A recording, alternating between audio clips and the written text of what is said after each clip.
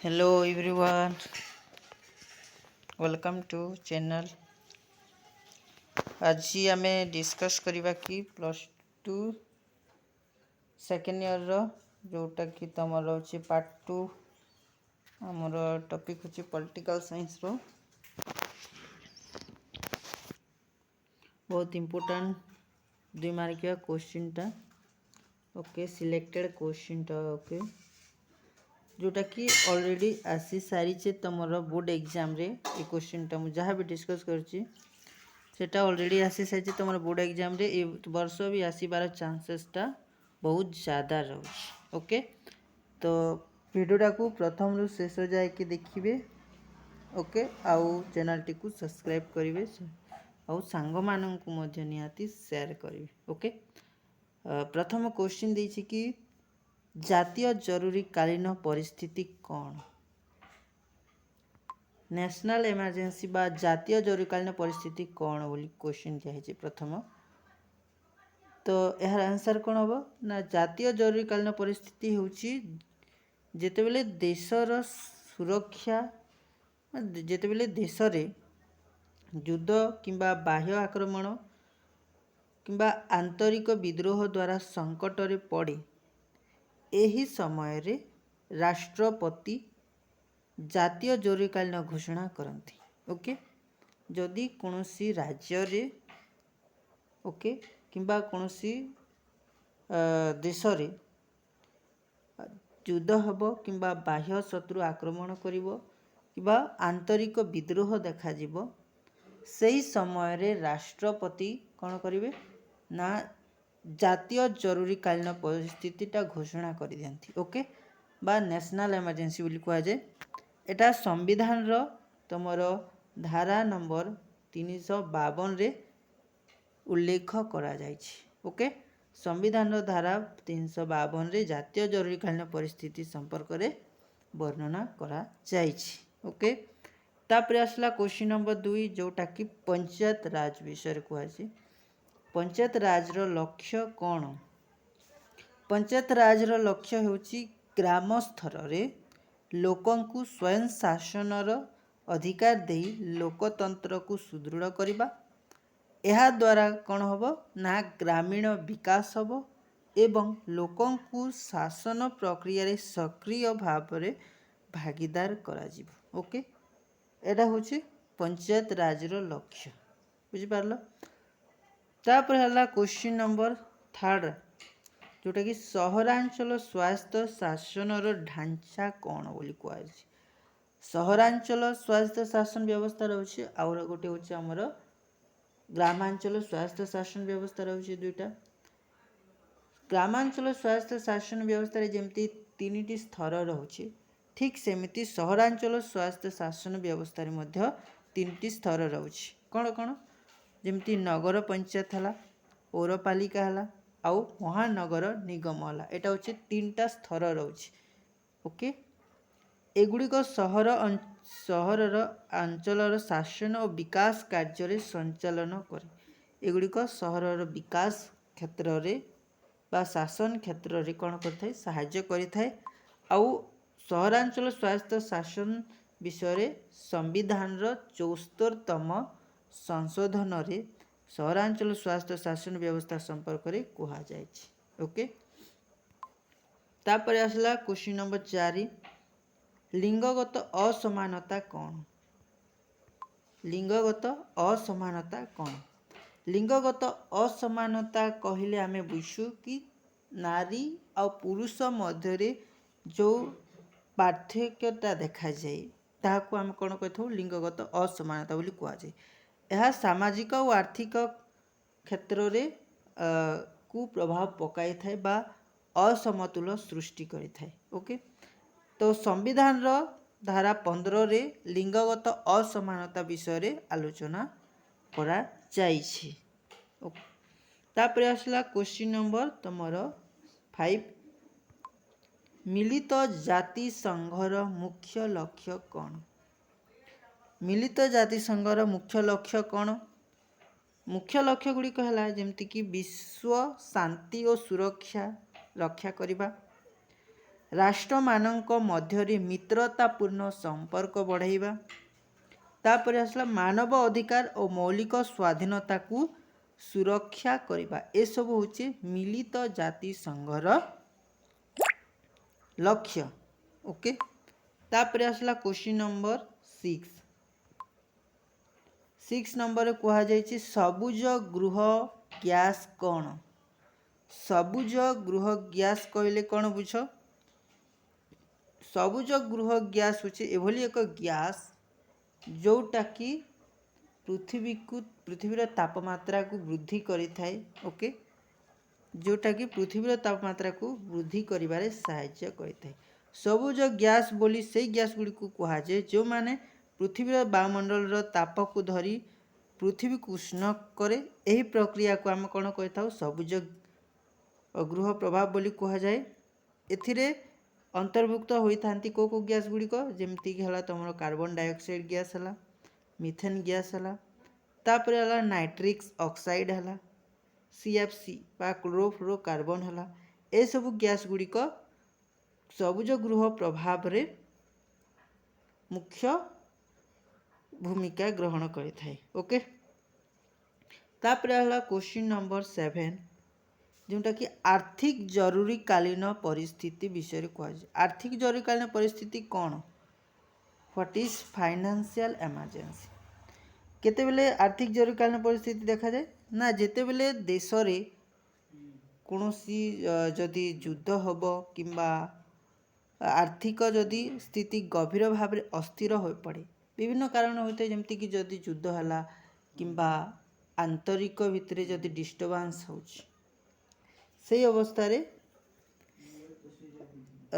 ଆମର ଜାତୀୟ ଜରୁରୀ ଫାଇନାନ୍ସିଆଲ ଏମର୍ଜେନ୍ସି ବା ଆର୍ଥିକ ଜରୁରୀକାଳୀନ ପରିସ୍ଥିତିଟା ଘୋଷଣା କରାଯାଏ। ଯେମିତିକି ଏନ ଦିଆହେଇଛି ଉଦାହରଣରେ, ଯେମିତି ମୁଦ୍ରାସ୍ଫୀତି ଯଦି ଆସିଲା, ଭୟଙ୍କର ମୁଦ୍ରାସ୍ଫୀତି, ସେହି ସମୟରେ ମଧ୍ୟ ଆର୍ଥିକ ଜରୁରୀକାଳୀନ ଦେଖାଯାଏ। ଦେଶର ଯଦି ରାଜସ୍ୱ କମିଯିବ, ଯଦି ଟ୍ୟାକ୍ସେସଟା ନେଇ ଆସିବା, ସେହି ସମୟରେ ମଧ୍ୟ। ତାପରେ ଆସିଲା ବହୁତ ବଡ଼ ଆର୍ଥିକ ହାନି ଦେଖାଯିବ। ଯୁଦ୍ଧ ହେଲା, ମହାମାରୀ ହେଲା କିମ୍ବା ପ୍ରାକୃତିକ ବିପର୍ଯ୍ୟୟ ହେଲା, ଏହି ସମୟରେ କ'ଣ ହୁଏ? ଆର୍ଥିକ ବ୍ୟବସ୍ଥାଟା ଭାଙ୍ଗି ପଡ଼ିଥାଏ। ତ ସେହି ସମୟରେ ଆମେ ଜାତୀୟ ଜରୁରୀକାଳୀନ ପରିସ୍ଥିତିଟା ଦେଖାଯାଏ। ଜାତୀୟ ଜରୁରୀକାଳୀନ ପରିସ୍ଥିତି କେଉଁ ସମ୍ବିଧାନର କେଉଁ ଆର୍ଟିକିଲରେ ଦେଖାଯାଇଛି? ଆମର ଆର୍ଟିକିଲ ନମ୍ବର 360ରେ ଜାତୀୟ ଜରୁରୀକାଳୀନ ବିଷୟରେ କୁହାଯାଇଛି। ଓକେ, ତାପରେ ଆସିଲା କ୍ୱେଶ୍ଚିନ୍ ନମ୍ବର 8 ଯେଉଁଟାକି କୁହାଯାଇଛି କ'ଣ?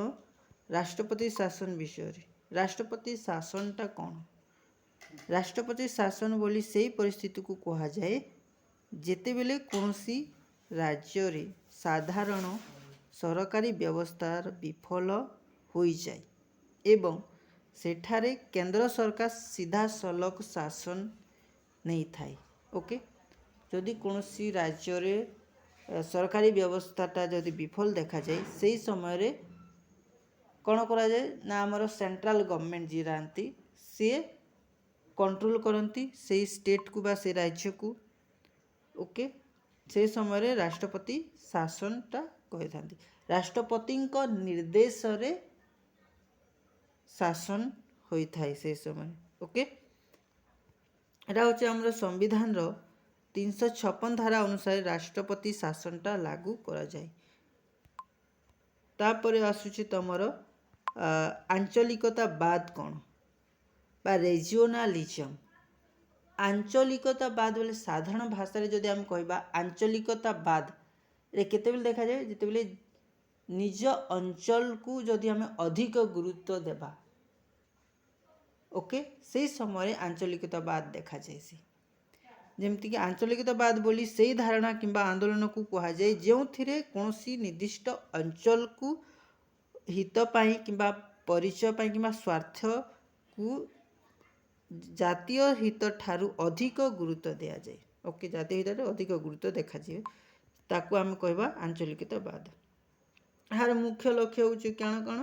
ଯେମିତିକି ନିଜ ଅଞ୍ଚଳର ଭାଷାଭାଷୀ ହେଲା, ସାଂସ୍କୃତିକ ପରମ୍ପରାକୁ ଆଗରେ ରଖିବା ହେଲା, ଆଞ୍ଚଳିକ ଲୋକଙ୍କ ପାଇଁ ବିଶେଷ ଅଧିକାର କିମ୍ବା ସୁବିଧା ଦାବି ହେଲା, तो ये सब हूँ आंचलिक वादर मुख्य लक्ष्य। तापर आसला क्वेश्चन नंबर 10 जोटा कि तास्केंट राजीनामा विषय कह। तास्केंट राजीनामा कौन? तास्केंट राजीनामा होची भारत और पाकिस्तान मध्य होइतिबा एक चुक्ति। तास्केंट राजीनामा कौन ना? तास्केंट राजीनामा होची भारत और पाकिस्तान मध्य होइतिबा एक चुक्ति जोटा कि 10 जानुआरी 1966 होइतिला। एक चुक्तिटा स्वाक्षरित होइतिला। 1965 मसीह भारत और पाकिस्तान रे युद्ध होइतिला। भारत पाकिस्तान मध्य युद्ध होइतिला पर यही चुक्तिटा स्वाक्षरित होइतिला। सोवियत संघर मध्यस्थतार उज्बेकिस्तान रो तास्केंट सहर रे आलोचना होइतिला। ओके, भारत पक्षरु प्रधानमंत्री लाल बहादुर शास्त्री और पाकिस्तान पक्षरु राष्ट्रपति आयुब खान साक्षर करथिले। ओके, भारत पक्षरु आमर जी की प्रधानमंत्री थिले भारतर लाल बहादुर शास्त्री, सी आउ राष्ट्रपति आयुब खान, राष्ट्रपति आयुब खान टा जे पाकिस्तान तरफ आउ से मानक मध्य कौन होता गोटे चुक्ति स्वाक्षरित होता जोटा कि 10 जानुआरी 1966 मसीह। ओके, ए क्वेश्चन पे आसे तुम बोर्ड एग्जाम रे तास्केंट राजीनामा 2 मार्क आसे, बहुत important question. Okay, selected question माने सब। तापर आसा क्वेश्चन नंबर 11 जोटा कि धारा 1 विषय गुरुत्व कौन? धारा 1 रो गुरुत्व कौन? देखो धारा 1 कौन कहे?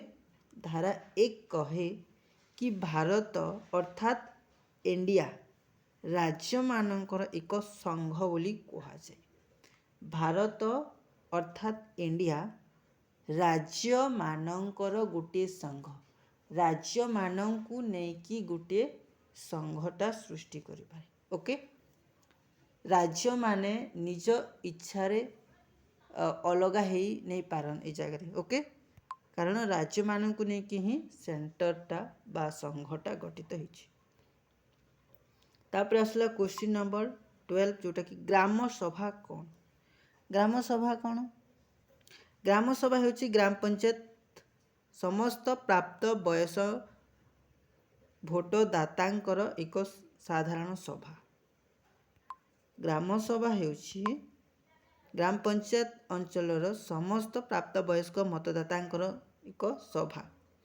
सहज भाषा जदि आमे कहिबा ग्रामर समस्त भोट देवा अधिकार थिबा लोक माने जो सभारे एकाठी हुअन्ति, ग्रामर कामकाज उपरे आलोचना निष्पत्ति नियंती, सेहा ही ग्राम सभा। सेहा होची कौन? ग्राम सभा। ग्राम सभार मुख्य काम होची कौन कौन? जेमती कि ग्रामर उन्नयन पाई आलोचना हबा, पंचायतर आय व्यय को मंजूरी करिबा, सरकारी योजना को निरीक्षण करिबा, ए सब होची गोटे ग्राम सभार मुख्य काम। ओके, तापर आसला क्वेश्चन नंबर 13 जोटा कि द्वैत शासन कौन बोली कह जायछि? डबल गवर्नमेंट बा द्वैत शासन। द्वैत शासन कहले एभली एक शासन व्यवस्था को बुझिबा जोठी उभय केंद्र और राज्य सरकार थांती। ओके, द्वैत शासन कहले एभली एक शासन को बुझिबा जोठारे कि उभय केंद्र और राज्य सरकार थांती। केंद्र तालिकाभुक्त विषय केंद्र सरकार आईन प्रणयन करती और राज्य तालिकाभुक्त विषय राज्य सरकारटा आईन प्रणयन करथांती। आ जोटा केंद्र और राज्य सरकार मध्य जो विषय गुड़िक आसी नहीं से ताकू पार्लियामेंट बा संसदटा आईन प्रणयन करिथाय। ओके,